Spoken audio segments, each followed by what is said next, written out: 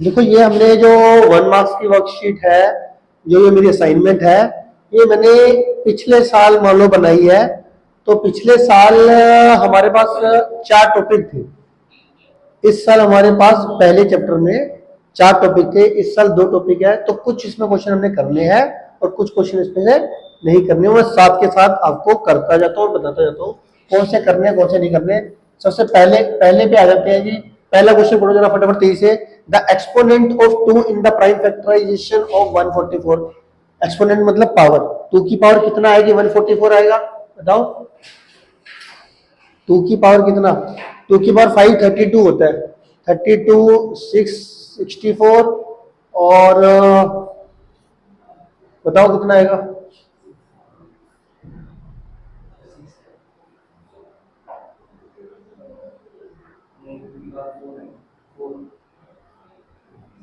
In the prime factorisation of 144। 144 की prime factorisation करो तो हमारा 144 की प्राइम फैक्टराइजेशन अगर हम वो करें 272 232 सॉरी 236, ये 2 से करेंगे 18, 2 से करेंगे 9, 3 से करेंगे, ये तो चलो हमारे को चाहिए ही नहीं। 2 की पावर 4 आ रहा है, आंसर ए आ जाएगा, ए ऑप्शन आ जाएगा। प्राइम फैक्टराइजेशन 144 की करें तो 2 की पावर 4 आ रहा है। 2 की पावर कितना आ रहा है? 4। आगे देखो क्या कर रहा है सेकंड क्वेश्चन में। The LCM of 2 number is 1200, which of the following can not be there HCF? Can not be there. अब इसका मतलब ध्यान से सुनो, 2 नंबर है, 2 नंबरों का एलसीएम, अब वो 2 नंबर मुझे नहीं पता, पर उन दोनों नंबरों का एलसीएम है वो कितना है? 1200।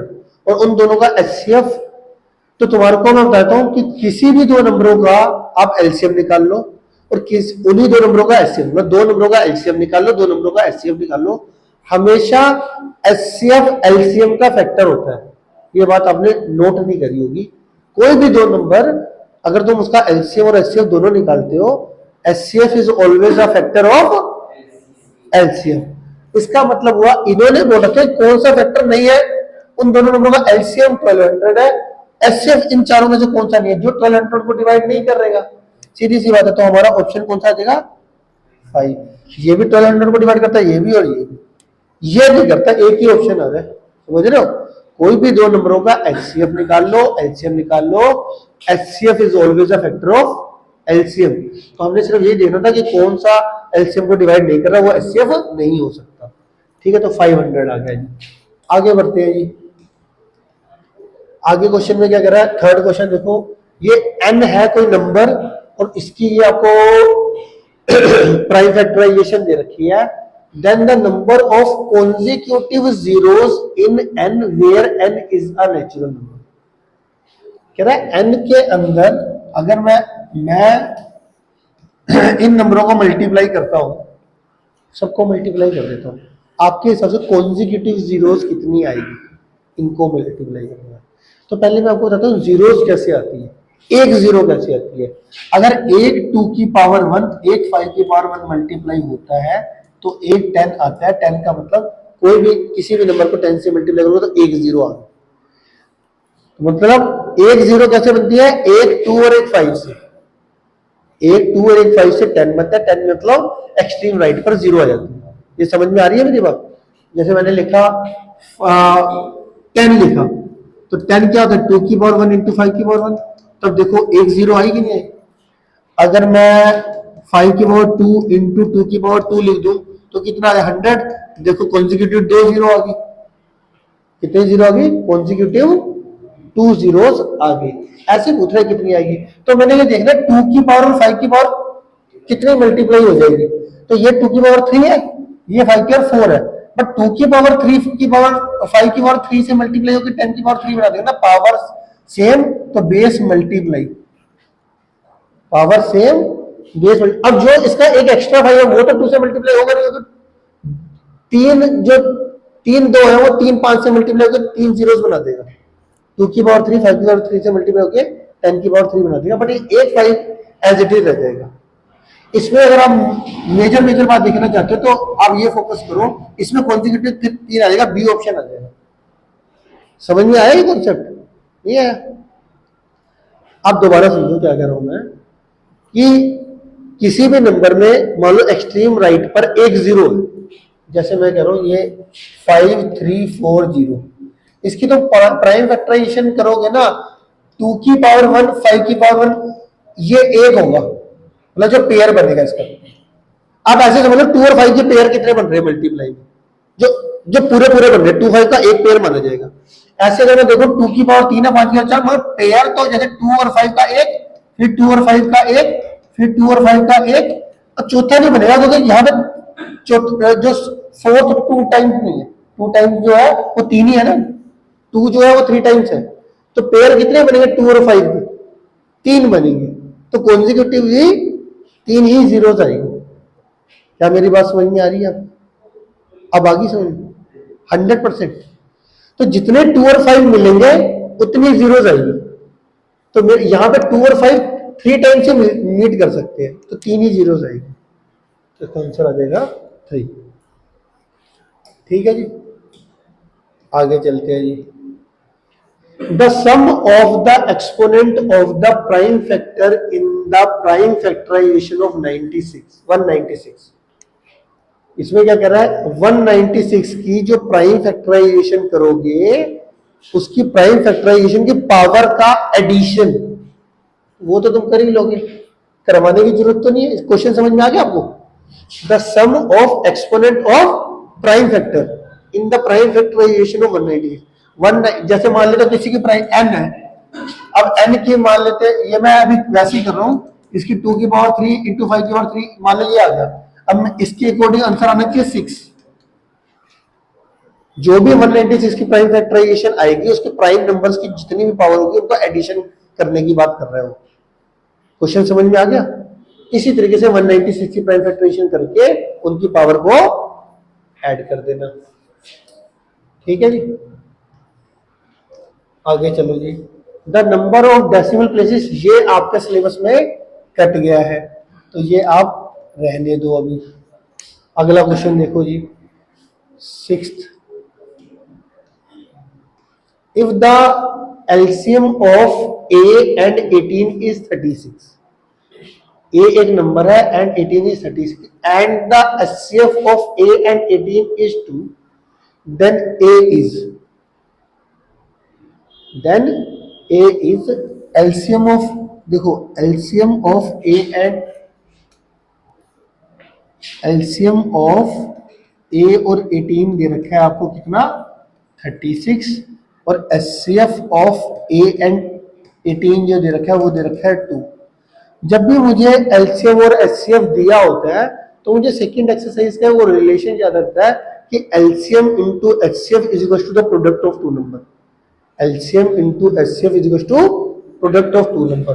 तो मैंने अगर LCM into HCF is equal to product of 2 number कौन से है, ए और 18 का एलसीएम निकल रहा है ना, तो ए इंटू 18, एलसीएम दे दिया आपको 36, एचसीएफ दे दिया 2, ए इंटू 18 को आप डिवाइड में ले जाओ, 36 into 2 upon 18 is equal to A, 18 से 36 कट गया, ए की वैल्यू हो गई 4, ए की वैल्यू 4 का मतलब हमारा सी ऑप्शन। ठीक है, नोट करते जाया करो जो भी इंपॉर्टेंट चीजें हैं अपने हिसाब से, चाहे एमसीक्यू नंबर लिखा और वो उसमें जो भी आपने मैंने अब ये चीज लिखी कोई आएगी। ठीक है, क्लियर होगी जी। आगे बढ़ते हैं।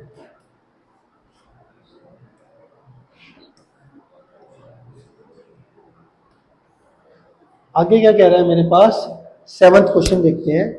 If P1 and P2 are the 2 odd prime number, ठीक है, such that P1 is greater than P2, then P1 का स्केयर माइनस P2 का स्केयर कितना होगा। ये एक इवन नंबर होगा, ओड होगा। मैं क्या करता हूँ कि देखो ऐसे तो मुझे समझ नहीं आ रही, मैं क्या करता हूँ, ये क्वेश्चन है ना P1 P2 क्या है, odd prime number, odd prime number लो, कौन कौन से लेंगे हम, 3 और 5 ले लेते हैं। ठीक है, अब क्योंकि P1 बड़ा है तो P1 की वैल्यू दे देते हैं हम 5, और P2 की वैल्यू ले लेते हैं 3। तो यहाँ पे भी मैं अगर देखूं तो 5 का स्क्वायर माइनस 3 का स्क्वायर आपके अकॉर्डिंग कितना आएगा? फिलहाल के लिए हमारा इवन नंबर आ गया, ऑप्शन में भी है, मगर फिर भी कोई और देखना, कोई और देख लो एक क्रॉस चेकिंग करने के लिए। मैं 7 5 लेके भी करता हूँ। 7 का स्क्वायर 49, 5 का स्क्वायर 24 और 25, तो 49 minus 25 24, 24 is also an even number.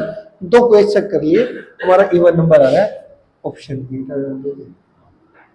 अब ऐसे तो और नहीं ना समझ में आता, बट एग्जांपल लेके आ गया समझ में। ठीक है जी, आगे बढ़ते हैं। ठीक है, if two positive integers a and b are the expressible in the form of a is equals to pq square and b is equals to p cube q, तो हमारे को p और q यहाँ पर क्या प्राइम नंबर एलसीएम निकालना। बहुत important question है, मैं पहले बता रहा हूँ, ये क्वेश्चन बहुत आता है। क्वेश्चन नंबर 8 फाइनल एग्जाम में भी आता है 1 नंबर के अंदर, और लिख लो साथ के साथ इसको। तो देखो इन्होंने ए और बी का एलसीएम निकालने को कर रखा है, मैं एलसीएम और एचसीएफ दोनों निकाल के दिखा देता हूँ। इसमें भी ए और बी का एलसीएम निकालें। ए आपको ए कितना दे रखा है? P Q square. बी कितना दे रखा है आपको? पी क्यूब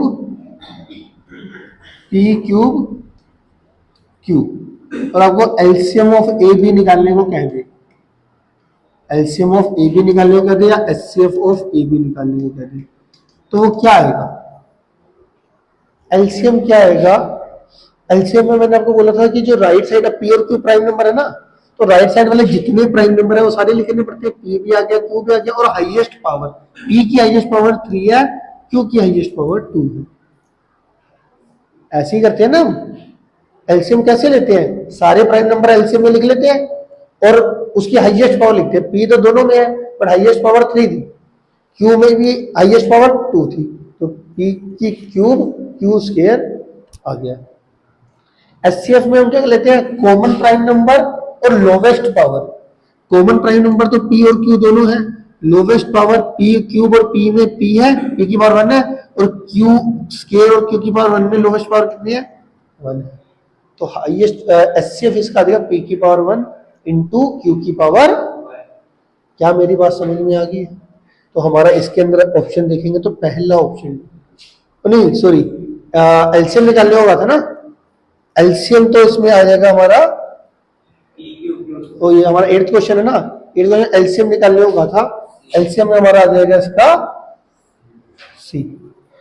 क्वेश्चन नंबर 9 में इन्होंने देखो मैंने पहले एचसीएफ निकाल दिया था, एचसीएफ पूछा हुआ इन्होंने, एचसीएफ हमारा आ जाएगा, ठीक है। बहुत इंपॉर्टेंट क्वेश्चन है, 1 नंबर में अक्सर देखा जाता है, बच्चे गलत कर देते हैं क्योंकि पी क्यू से परेशान हो जाते हैं बच्चे कभी कभार।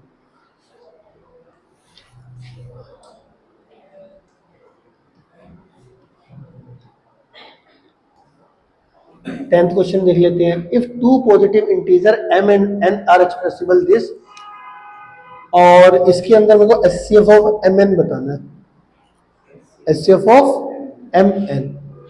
तो मन्नत बताएगी एचसीएफ ऑफ mn क्या है। सेम क्वेश्चन है पहले का। तू पागल है? मन्नत है तेरा नाम?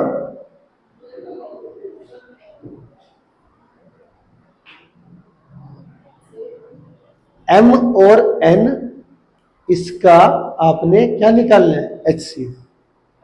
क्या आएगा एचसीएफ इसका?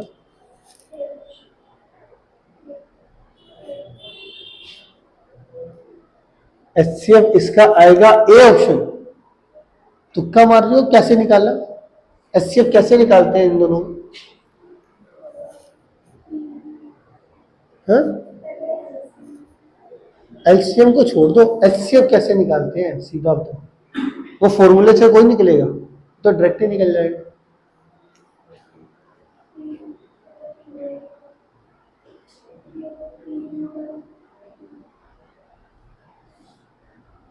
चलो ऑप्शन, पहले ऑप्शन बताओ उसके बाद मैं बोलता हूँ कि तुम्हारी एक्सप्लेनेशन में उससे बात नहीं, क्या आएगा option?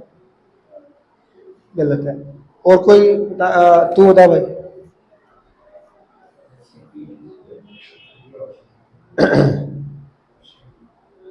Option B.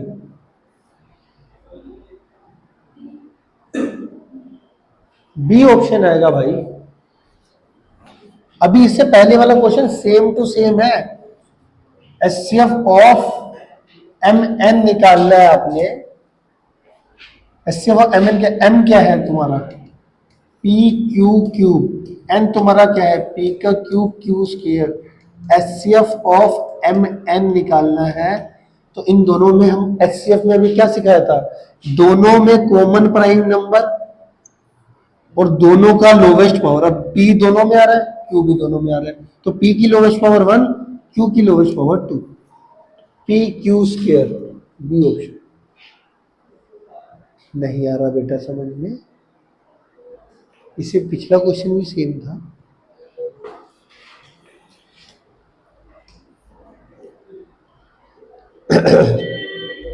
HCF of 95 and 152 आपने निकालना।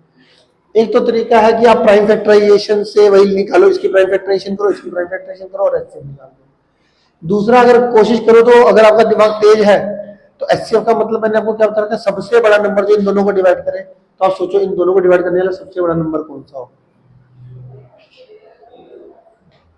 ये तो दोनों को डिवाइड ही नहीं करता, ये दोनों को डिवाइड करता है, इसको करता है, इसको भी करता है, ये भी डिवाइड करता है। ये देखो 1 ही आएगा, देख लेना है। ये 19 152 के टेबल 152 के टेबल 19 आता है मेरे ख्याल से, तो नहीं आता। 152 को 19 से मल्टीप्लाई करके क्या आएगा?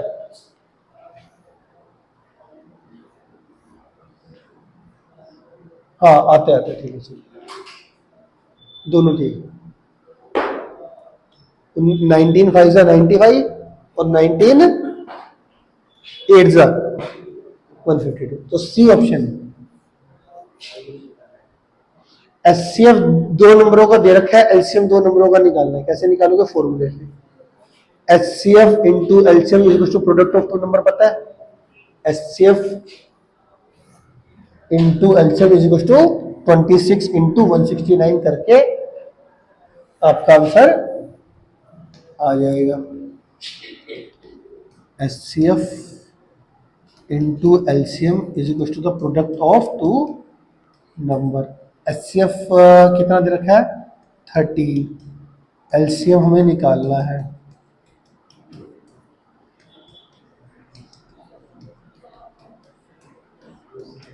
13 2 जा 2 से मल्टीप्लाई करके आपका आंसर आ जाएगा। ठीक है, इस तरीके के क्वेश्चन भी काफी देखे जाते हैं।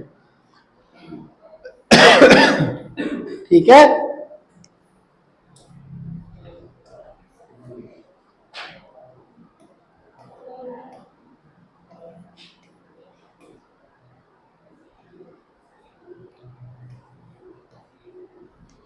एक ए दे रखा है, बी दे रखा है, सी दे रखा है और एलसीएम ए बी सी दे रखा है। क्या कह रहा है? एन की वैल्यू क्या होगी?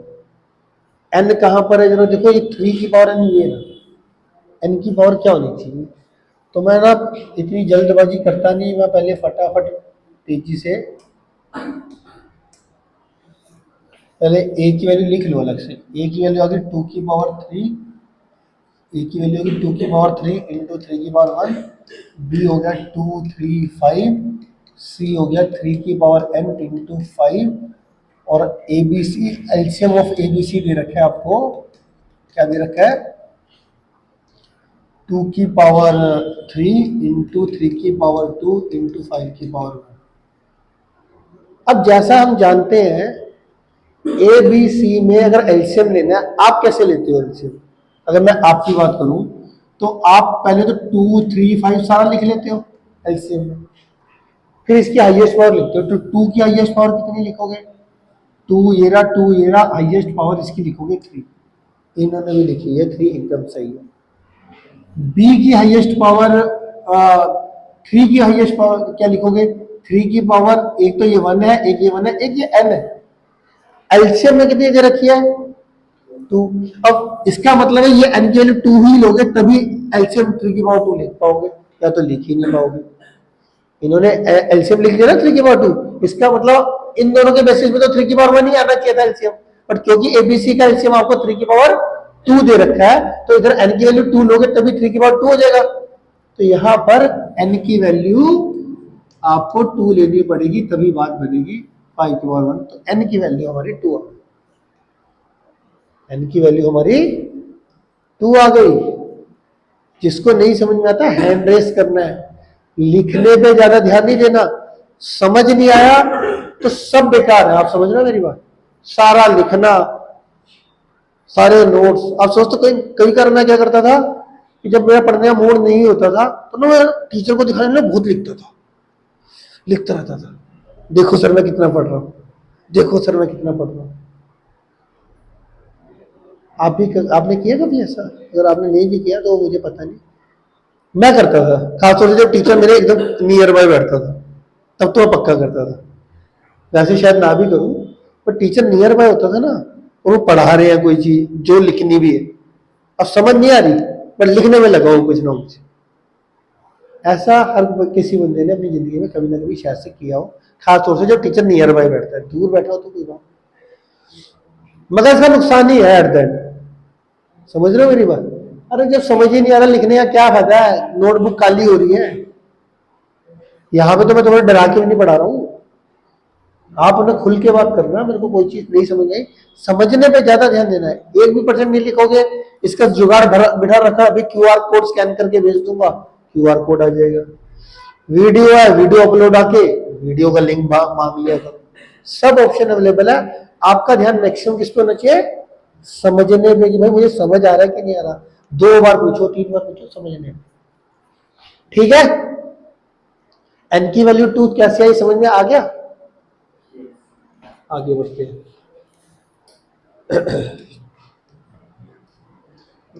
ये वाला क्वेश्चन तुम्हारा 14th क्वेश्चन है नहीं सिलेबस में। 15th क्वेश्चन देखते हैं। P and Q are coprime number, then P square and Q square are. अच्छा जी, तो ऐसा करते हैं, पी और क्यू अगर दो को प्राइम नंबर है तो मैंने जैसे मान लिया 2 और 3। को प्राइम नंबर क्या होते हैं? जिनको डिवाइड करने वाला नंबर 1 होता है, इन दोनों को डिवाइड, या जिसको कहते हैं जिसका HCF 1 आता है वो को प्राइम। अब इनका अगर मैं स्केयर करूं तो 2 का स्केयर 4 आ गया, 3 का स्केयर 9 आ गया। तो 4 और 9 को ये इसमें ऑप्शन देते को प्राइम है ही, इन दोनों को डिवाइड करने वाला नंबर तो 1 ही आ रहा है। ठीक है,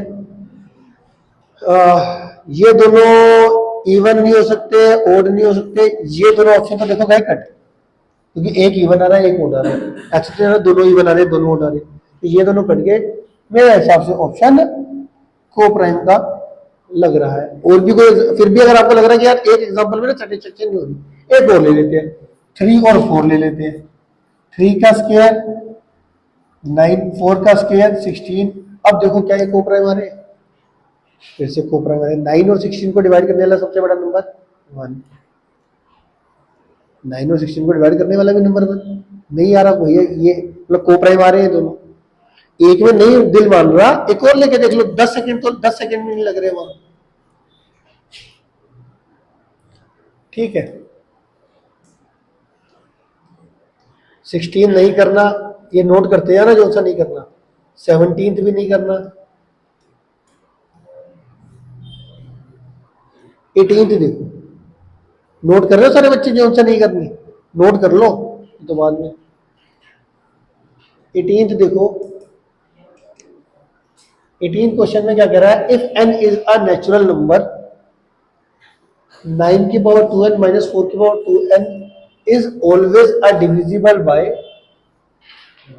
is always a divisible by मैं आपको इसका तरीका बताता हूं। अब देखो ये सारे यूनिक क्वेश्चन है, अगर आपने ना पढ़े ना और फाइनल एग्जाम में आ गए तो होंगे नहीं। ध्यान से सुनो क्या कह रहे हैं। अब अगर मैं ये कह रहा एन एक नेचुरल नंबर है, मैं क्या करता हूँ एन की वैल्यू 1 ले लेता हूँ। एन 1 भी तो एक नेचुरल नंबर ही है। मैंने ले ली एन की वैल्यू 1, ये 9 का स्केयर माइनस 4 का स्केयर आ गया कि ए स्केयर माइनस बी स्केयर की आइडेंटिटी क्या होती है, ए माइनस बी और ओ, इसको छोड़ देते हैं, ए माइनस बी और ए प्लस बी। तो ये 9 माइनस 4 कितना आ जाएगा 5, और 9 प्लस 4 कितना आ जाएगा 13।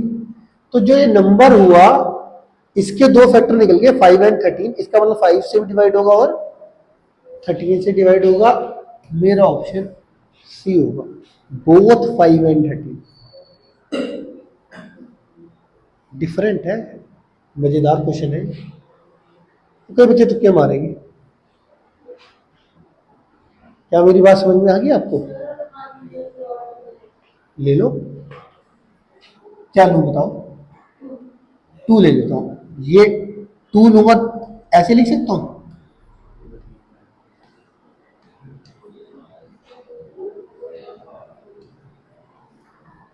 ऐसे लिख सकता हूँ। ए स्क्वायर माइनस बी, 2 2 4 ही होता है ना, मैं 2 इसके ऊपर चला दिया, ये आ गया 81, और ये आ जाएगा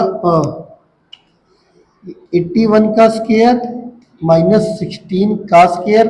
अब ए स्क्वायर माइनस बी स्क्वायर की आइडेंटिटी खोलोगे तो कितना आएगा, ए प्लस बी और ए माइनस बी। 81 और 16 करोगे तो कितना आ जाएगा, और ये करोगे तो 65। अब ये देख लो, ये भी 5 और 13 से डिवाइड हो रहा है, ये नंबर आगे 30। ठीक है,